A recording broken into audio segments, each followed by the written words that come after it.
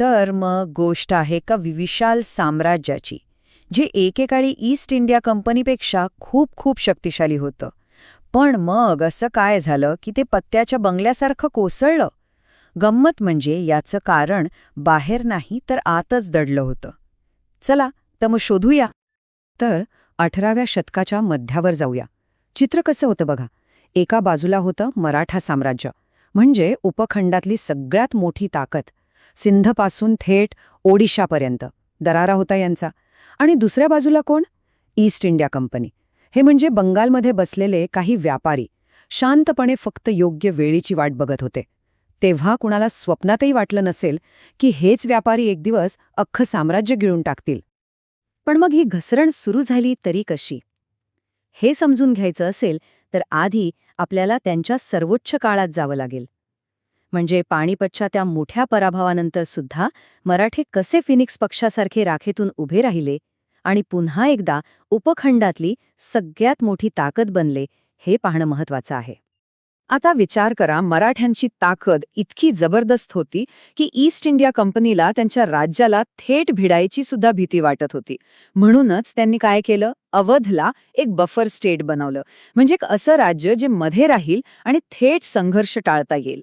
या एका गोष्टीवरूनच लक्षात येतं की पेशवा माधवराव पहिले यांच्या काळात मराठा साम्राज्याचा दबदबा केवढा होता.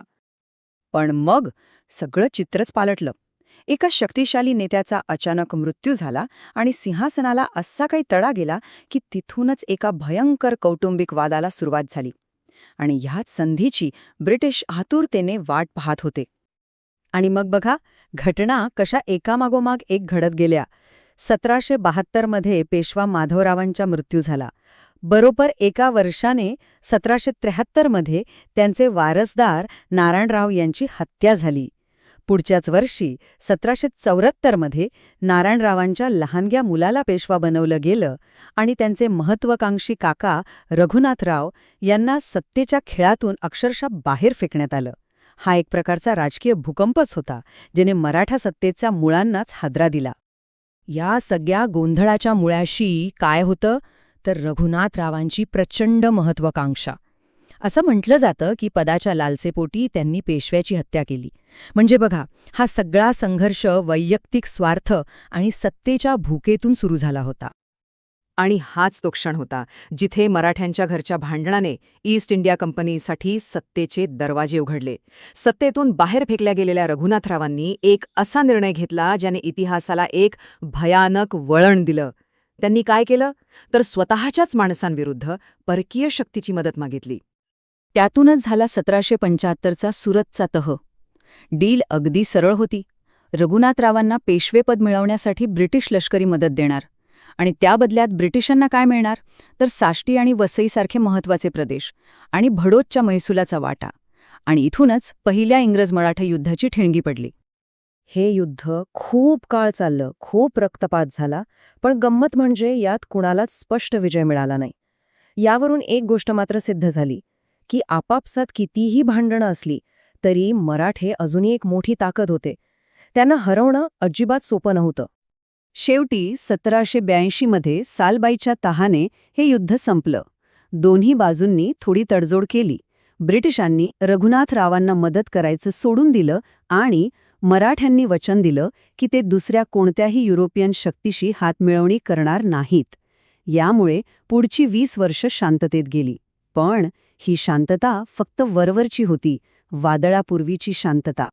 आणि ह्याच 20 वर्षांच्या शांततेच्या काळात ब्रिटिशांनी आपलं खरं काम सुरू केलं.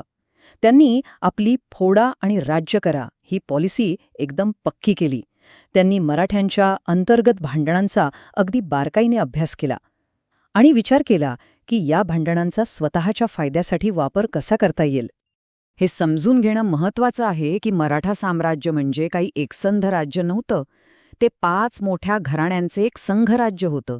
पुण्याचे पेशवे फक्त नावापुरते प्रमुख, पण ग्वालेरचे शिंदे, इंदोरचे होळकर, बडोद्याचे गायकवाड आणि नागपूरचे भोसले हे सगळे आपापल्या ठिकाणी मोठे सरदार होते.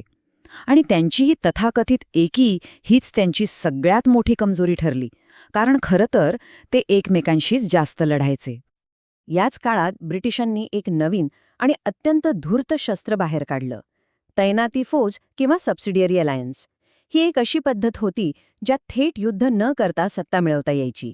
म्हणजे कसं तर एखादा राजा ब्रिटिशांचं लष्करी संरक्षण स्वीकारायचा आणि त्या बदल्यात स्वतःचा प्रदेश, पैसा आणि परराष्ट्र धोरणाचे अधिकार हळूच कंपनीच्या हातात द्यायचा. आणि ही प्रक्रिया किती योजनाबद्ध होती बघा. स्टेप 1 ब्रिटिशांकडून लष्करी संरक्षण घ्या. स्टेप 2 त्याच सैन्याच्या खर्चासाठी स्वतःचाच प्रदेश आणि पैसा द्या. स्टेप 3 परदेशात कोणाशी बोलायचं हे सुद्धा ब्रिटिशांनाच ठरवू द्या. आणि फायनल स्टेप तुम्ही फक्त नावापुरते राजे उरता, बाकी सगळा कारभार ब्रिटिशांच्या हातात. हे एक असं गोड विष होतं जे हळूहळू संपूर्ण राज्याला पोखरून टाकायचं. आणि म्हणतात ना, इतिहास स्वतःला पुन्हा घडवतो. तसंच काहीसं झालं. रघुनाथरावांचा मुलगा पेशवा बाजीराव दुसरा हा सुद्धा अंतर्गत भांडणाला कंटाळून पळाला आणि थेट ब्रिटिशांकडे जाऊन त्याने तैनाती फौजेचा करार केला. जी चूक वडिलांनी केली होती तीच मुलाने केली आणि या एकाच चुकीमुळे दुसऱ्या इंग्रज-मराठा युद्धाला तोंड फुटलं. याचा परिणाम इतका भयंकर झाला की मराठा संघराज्यात उभी फूट पडली. विचार करा, शिंदे आणि भोसले ब्रिटिशांच्या विरोधात लढत होते, तर दुसरीकडे पेशवे आणि गायकवाड चक्क ब्रिटिशांच्या बाजूने उभे होते. म्हणजे मराठेच मराठ्यांच्या विरोधात लढत होते. अशा परिस्थितीत ब्रिटिशांचा विजय तर जवळपास ठरलेलाच होता. आणि आता आपण या कहाणीच्या अगदी शेवटच्या टप्प्यावर आलो आहोत. आतल्या भांडणांनी पूर्णपणे पोखरून काढलेल्या आणि कमजोर झालेल्या साम्राज्याचा हा एक शेवटचा हताश प्रयत्न होता. एक शेवटचा प्रयत्न म्हणून उरल्या सुरल्या मराठा सरदारांनी एकत्र येऊन तिसरं इंग्रज-मराठा युद्ध पुकारलं.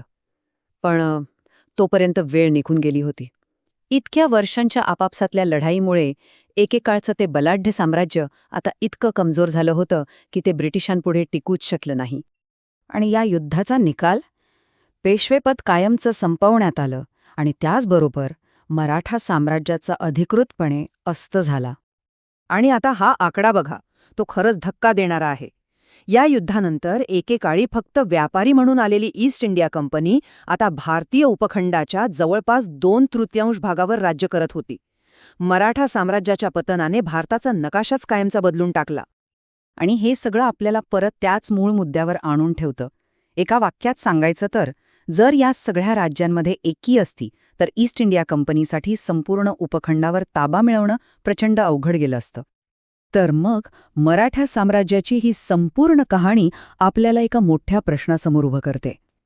खरंच एखादं साम्राज्य बाहेरील शक्तीमुळे हरतं की ते आधी आतूनच पोखरलं जातं आणि स्वतःच्या पराभवाचं कारण ठरतं?